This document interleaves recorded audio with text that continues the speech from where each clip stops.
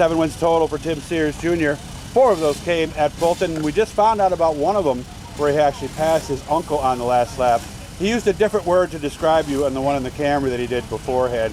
I guess let's start there. How cool was it for a Sears 1-2? It was pretty cool. I mean, feel bad for him. I think he's pretty well nearing the end of his career. I think them are going to be harder to come by. But oh, okay. I didn't know that.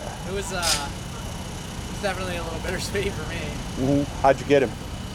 Last lap, coming up 4 down the front stretch. I was behind him coming up, and I got by him just at the line. Outside or inside?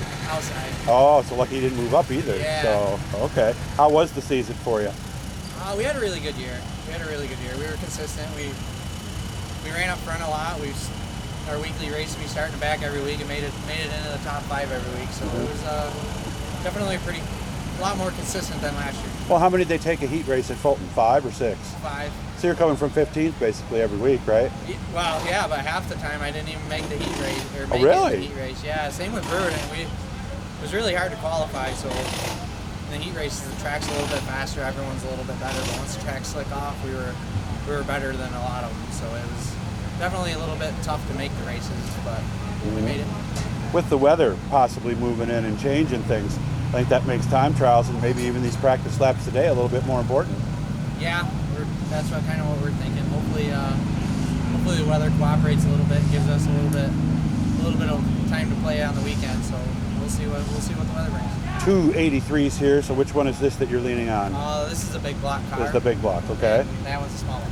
And that's the car we ran at Fulton all year, I take it? Yep. Okay. And we ran Outlaw last Saturday with it. We went to Weedsboro last night. We're going to Brewerton again tonight. Oh, busy man. with this one. Wow, so we got to get back to work then, don't we? Because the big thing with you guys is you have your own business. There's no personal days at, no. right? Yeah, So, no, it's definitely a busy week.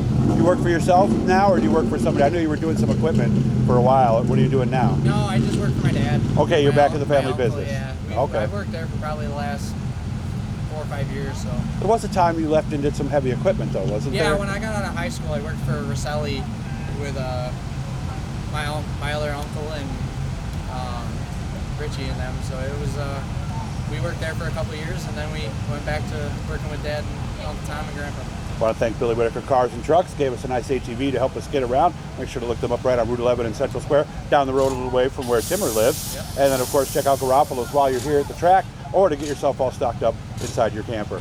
Timmer, good to see you. I'll be watching you on the track later on today, and good luck tonight at Brewerton. Maybe I'll talk to you about that tomorrow. Yeah, hopefully. Good job. Thanks, sir.